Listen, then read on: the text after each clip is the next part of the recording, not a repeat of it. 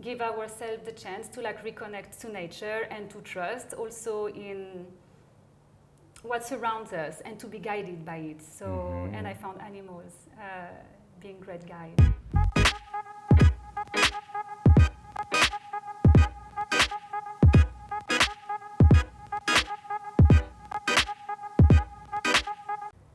Welcome to this new episode, and today I am here with Elisa. How are you, Elisa? I'm good. Very nice. So, Elisa is an energy healer and a tattoo artist. Can you tell us a little bit more about your background in life, Elisa? Yeah, so I'm French, and I started to travel like almost 20 years ago, and I started my journey when I was 21. I went to India. Oh, yes. And it started like a big life transformation journey, and which I'm very grateful for. And yes, I've discovered a lot through my travels in Asia and meeting. Wow, and it's amazing. I mean, India is a fantastic country. I've been myself 13 times, and it's not an easy country to travel in, and that's why it makes it so exciting to travel in, I suppose. And so much culture, spirituality, colors, and people are just so lovely, aren't they? Yes, yeah, it's a very it's a very powerful country in a way. It has a lot of intensity. It's very mystical. It's very colorful, and it's full of possibilities. It's really a place where you feel like everything is possible, and you can go on a full life journey and meet really like diversity of people. Yes. It's fantastic. And you said you've been traveling for almost 20 years. Mm-hmm. Wow, that's a lifestyle in itself, isn't it? And so what is your favorite country in the world? I think my heart country is India. Mm-hmm. Yeah, I had like a massive life transformation in a way, just like seeing the difference of living, of life. They're very connected to their hearts. They're very intense in a way, but they're like, they're looking at you. You know, I think we come from cultures where we have to put up with like certain personalities. We have to hide things, our emotions. We have to build up our character, and over there it's like if everything is kind of like breaking down into pieces, and it's just life, just very strong. So what is your lifestyle like? So you travel for part of the year typically, or you travel all year round? So now it became really my lifestyle. So when I started, I was like a student in university. I studied cinema, but I started in the same time actually to go to India as a holiday, a bit long holidays. But from the first time I realized like, okay, no, I really need to kind of like find a balance in between both, like my studies and the more like the university philosophical world. But then in India, I discovered more like real life. So I kept going every year. Yeah. Very nice. Like every year for maybe many months, and back to Europe and India, and then I discovered Thailand and Nepal as well. And slowly, like in the past 10 years, now I started to make it really like my home. Yeah. More of a bit of a nomadic lifestyle, spending like 3 months somewhere and moving from place to place. Wonderful, right? That's very interesting already. I think that most people are somehow, taught to follow a preset model in life, which is, the 9 to 5 and maybe settling down and, having a house and a fixed place to live, etc. But there are certain people indeed that love traveling and, kind of embrace this more nomadic lifestyle. And many of them actually end up in Phangan as well, yeah? Yes. So do you find like there's many like-minded people here? Yes, as well. Like it's very new. It's a new experience for me to be here. But I found that it's like a really interesting community where all the ideas that we can have of like alternative life and making it a reality is actually happening here. Yes. Indeed, indeed. Yeah. So tell us about your healing work. When did you start thinking you wanted to become a healer? I think I got attracted to maybe like energy work and subtle work in my first travels. I think I always like to be in touch with mysterious things, with the unknown as well. And so in India, I met with my first Reiki teacher. But it came, so it's something that I got in touch with to also like connect with people in this way. Energetically. Yeah, energetically, to discover what it is to like interact with someone and to hold the space for someone and to see how energy works.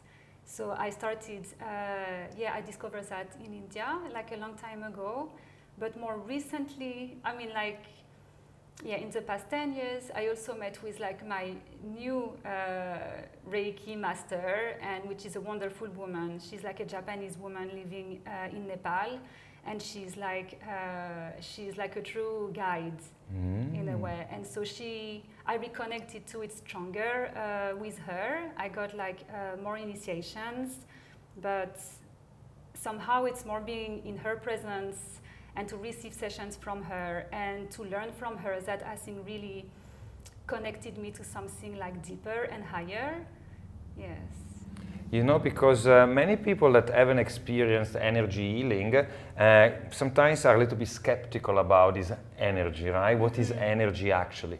Well, it feels very organic and very natural when you receive energy healing. They need to really try the energy healing in order to really feel and connect with it properly. Is that right? Or what is how would you explain to people that want to experience energy healing and haven't done it before? And I think people just need to experience it. And my vision of it is that somehow we all need, I think it's a way to connect to ourselves and to our heart also, and to who we are. And especially when we live, like we come from the Western countries where we can be a bit disconnected or we carry a lot of stress and we have very fast-paced life. I think that's a way to slow down and to connect. So yes, that's the way. Because it's also very relaxing indeed, you know, like I received different types of energy healing. Recently I received something called meta healing, which is a friend of mine who kind of, developed it himself very intuitively. But then I received Reiki, Craniosacral and more. And you just, you're lying down, you have the practitioner barely touching you, but being very close, and you feel this kind of connection with the practitioner and this energy, right? It's just wonderful. And when you finish the session, you feel relaxed, calm. Your state of consciousness is quite remarkably different as well. Yes, it's working on like a lot of layers. Now it's working on the nervous system, on the emotional body. It helps the mind to like relax. So it's really like a space for the person just to be and to allow anything to be and to flow. So I found it like a very beautiful practice to be able to be there and to listen to what's going on and be that person who create that space. I found it quite special. Very nice. Yeah. And so during sort of a healing session, you have sort of the technique of Reiki that you apply, I suppose. Is there anything else that you do during a one-to-one session? So I somehow combine, because I've studied more recently Craniosacral, which is another approach. It's really like kind of two different branches, but of the same tree. And so I guess I just like naturally combine it, because it's also like very subtle touch and working on the bone structure, on the fascia, on the nervous system. So I kind of, like use both of them. And I also use animal cards, which is like, so it's like, it's not like during the healing session, like the energy session, but it can be like an introduction, or it can be done separately, and it's another way to hold space for the person to connect to themselves and their journey, and to reflect on maybe what issues they are going through, which patterns are repeating in their life, and to just sit and also hold that space and listen to what's going on and use the cards as a channel or a mirror of like their own stories.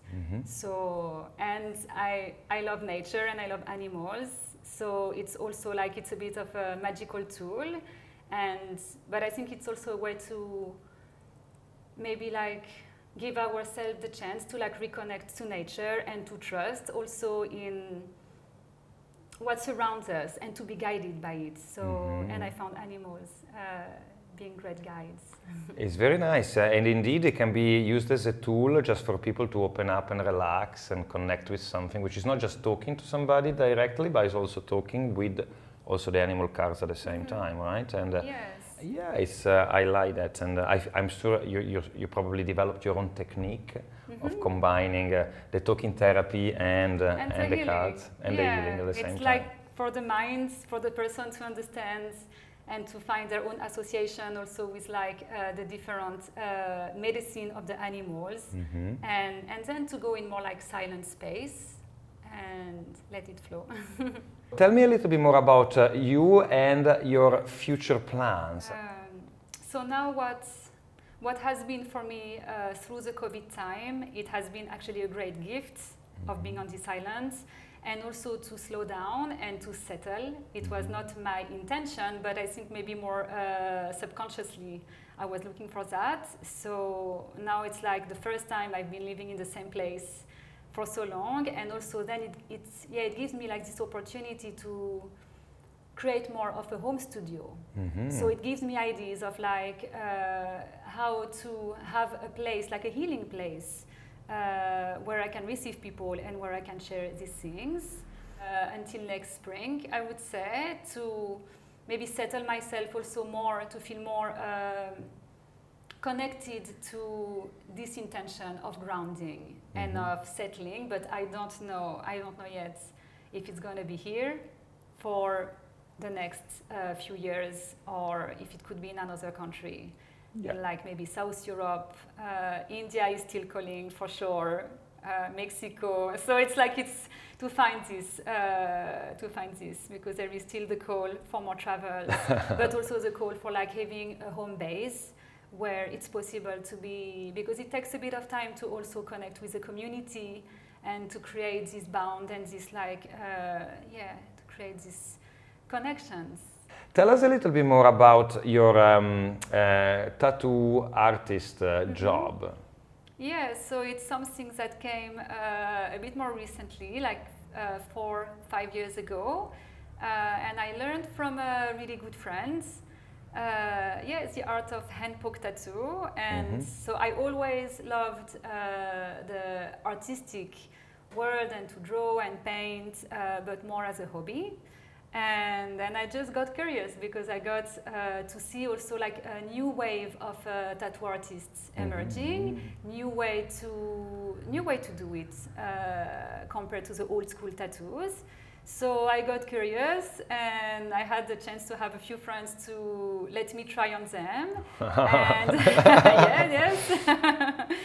And and then I realized that I have patience and concentration that I love to do it, because somehow it's also like a healing process. It's also like it's to mark something on someone's skin and to create something for someone, to try to understand what is their vision, what is their idea, why do they want to have a tattoo, rather than just to have it, for fashion or because it's cool, but to understand, like, to really make it as a ritual in a way. Well, thank you very much for this little chat with me today, and I really enjoyed getting to know you a little bit more, so thank you. Thank you.